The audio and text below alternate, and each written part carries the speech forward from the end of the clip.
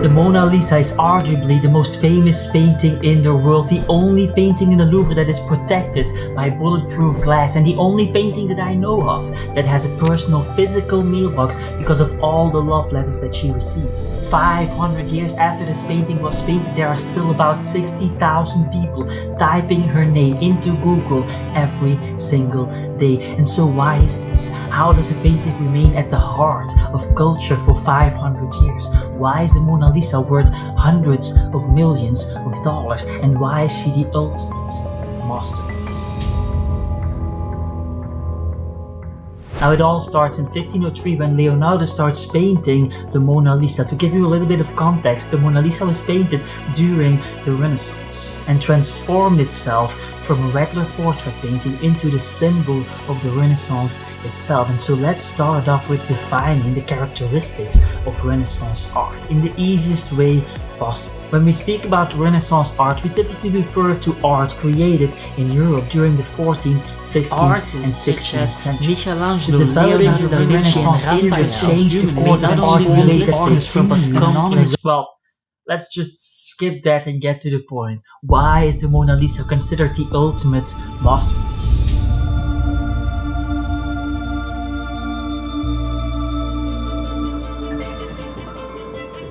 As you would expect, there are many reasons, of course. The first reason is the use of perspective. Perspective is achieved by painting the distant things in the painting smaller than the things in the foreground. And if you look closely to the left of the subject, you see a road that seems to get smaller the further it is from us. This creates the illusion of perspective and pulls the viewer in the image. Now, you might think by yourself, Dries, what are you talking about? Perspective is nothing new. Surely this cannot be the reason a painting is a masterpiece. Well, in order to understand why this is so powerful, we have to imagine that this was painted in a time before the printing press, before photography or the internet or anything like that. This is a world where you were never confronted with images in your day-to-day life, let alone with perspective or anything like that. The only place where you were able to experience this perspective pool was in your dreams. And so experiencing this in a painting as beautiful as the Mona Lisa was truly mesmerizing.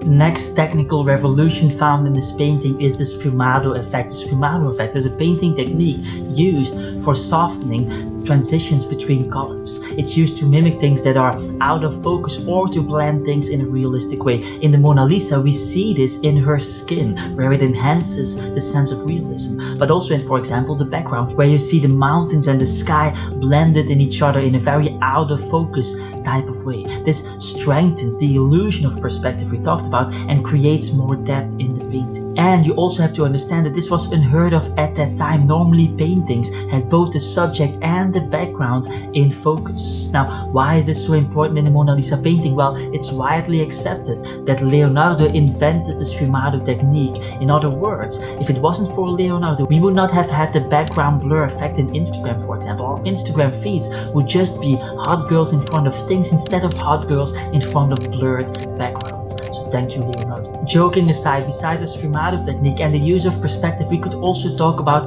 the triangle composition or the three-quarter view, which was also pioneered by Leonardo da Vinci.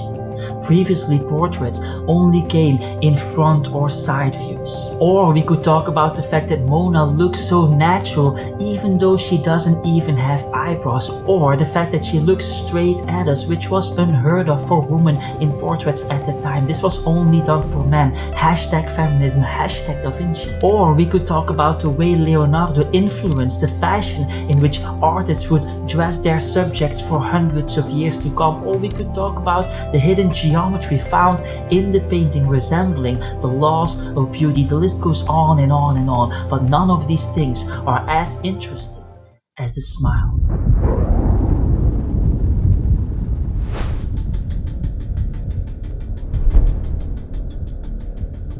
portraits during that time were always depicted in a serious manner. If you think about it, this is also very normal since photography was not invented, meaning that if you want a smiling painting, the model would need to hold that smile for weeks on end during the painting process, which is something that didn't happen. But there is more to it, because she might not even be smiling in the first place. Is she smiling or is she not smiling has been a big question in the last centuries.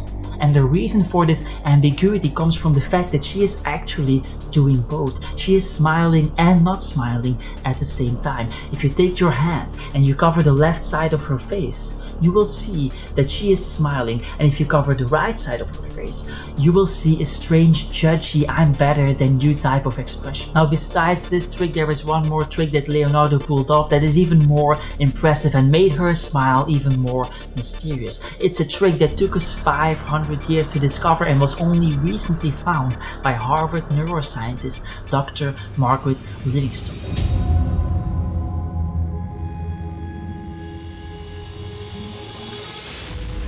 What Livingstone found was that if you look at the spatial frequencies in the painting, you see that in the low spatial frequencies, which are illustrated on the left and the middle image, you see that Mona Lisa is smiling. And if you look at the high spatial frequencies, which is illustrated on the right, you see a fairly neutral look. Now, why is this so important? Who cares about high spatial frequencies and low spatial frequencies? Well, the reason why this is so important is because the low spatial frequencies are frequencies we experience in our peripheral vision. In other words, when we are looking at the eyes or the nose of Mona Lisa, we are experiencing the mouth in our peripheral vision and are experiencing the low spatial frequencies of the mouth, meaning that she appears to be smiling. And when you then want to focus on her mouth to look at her smile, she suddenly stops smiling, because when we focus on the smile, we perceive the high spatial frequencies, which is predominantly the image on the right where she's not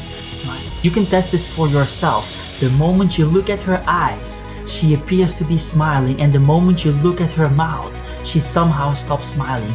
This is the genius of the Mona Lisa. The moment you look, she's not responding, and the moment your attention drifts away, she suddenly draws you back in with her smile. This is the ultimate love story. This is the girl that pushes you away the moment you give her attention and draws you back in the moment you walk away. And this is the genius of Leonardo, the fact that he understood this principle 500 years before we discovered it.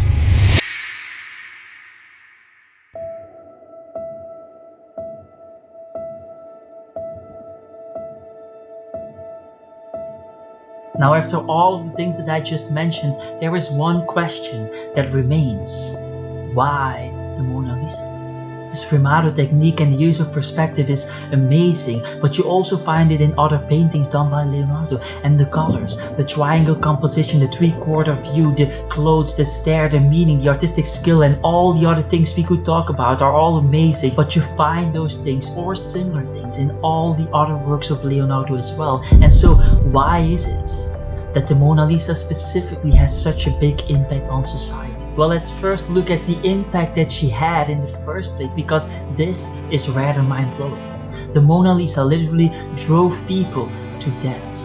In 1852, the artist Luc Maspero took his life, and in his goodbye note, he wrote the following thing about the Mona Lisa.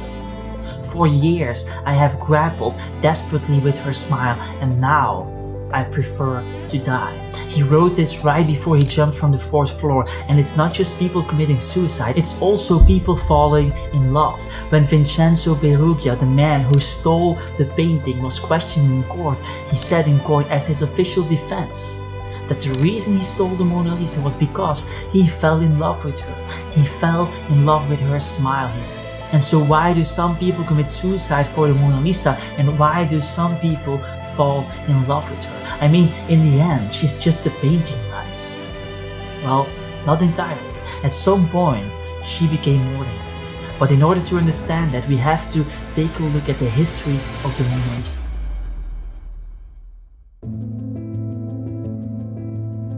Strangely enough, if we look at the first 300 years of her existence, we see that the Mona Lisa wasn't famous at all. Nobody knew of her existence besides some academic people, people connected to the royal families and art insiders. It hung in the bedroom of Napoleon Bonaparte for a while, and throughout the first 300 years it was kept away from the public.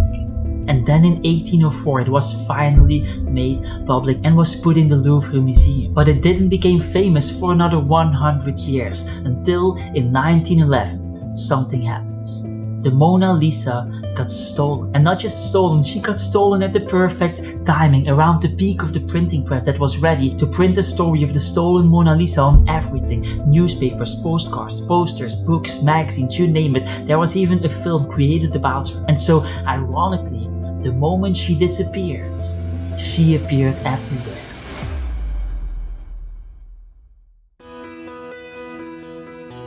Her absence became more famous than her presence. It went completely out of hand. Society, women in France started to copy-paste the so-called Mona Lisa look, the Laconde look. They started to use yellow powder on their face and neck to suggest the golden complexity of the Mona Lisa. Cabaret dancers in Paris started to dress up as the Mona Lisa. People started waiting in lines in front of the Louvre Museum to go and see the empty spot on the wall. The publicity was so massive that the Louvre Museum saw more visitors for the empty spot on the wall than they saw for the painting when it was still hanging there. And so when the Mona Lisa was found in 1914, a couple of years later, she wasn't just art anymore, she became more than that. The journalist Hales wrote that the Mona Lisa had left the Louvre, a work of art. She returned as a public property, the first mass art icon.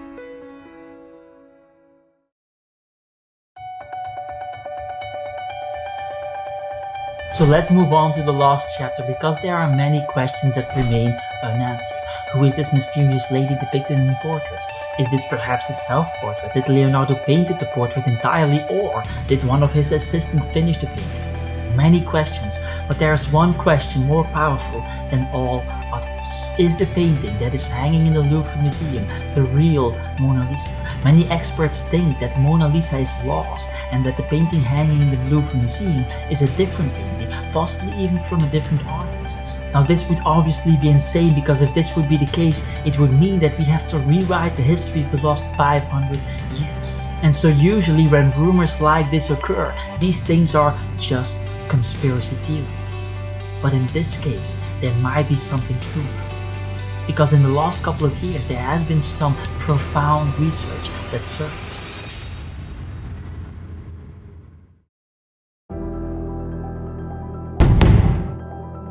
So here's what happened. If we look at written documents, including the writings of the great Giorgio Vasari, we know that Leonardo worked on the Mona Lisa for a total of 4 years. But when we investigate the painting that hangs in the Louvre Museum with X-rays, infrared technologies and Raman spectroscopy, we see that the painting was painted in one sitting and not over a period of 4 years.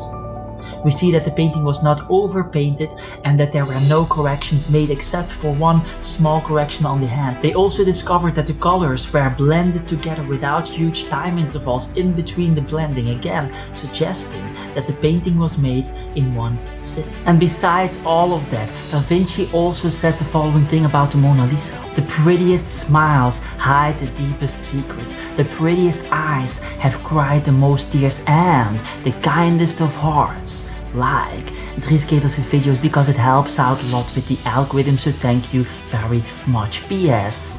I never slept with Mona, so stop saying that, Leonardo da Vinci. And if Leonardo says that, then who am I really to disagree with that, you know? On top of that, when writing about the Mona Lisa, most writers talked about her eyebrows and eyelashes. Vasari, for example, refers to her eyelashes as something that could have only been created by the most delicate of brushes. And when he talks about her eyebrows, he talks about how full they were and how they originated out of the pores of her skin and arched as naturally as you can only imagine. But when we look at the Mona Lisa, we don't see eyelashes or eyebrows. And through scientific methods, we also know that there likely never were eyelashes or eyebrows, suggesting that this might not be the Mona Lisa that Vasari and others were talking about. Now, does this mean that the Mona Lisa in the Louvre Museum is fake?